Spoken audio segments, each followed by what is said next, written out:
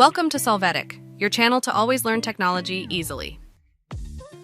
Below in the description, you will find useful links we used in this video.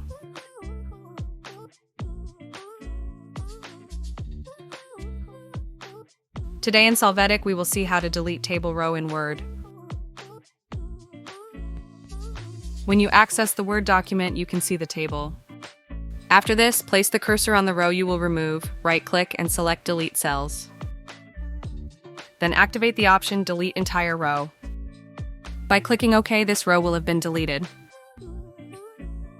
Hey, remember to subscribe Solvetic channel.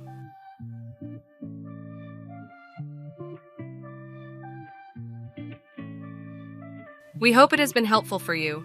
Here are links to watch more videos of your interest and subscribe to the Solvetic channel. Thank you.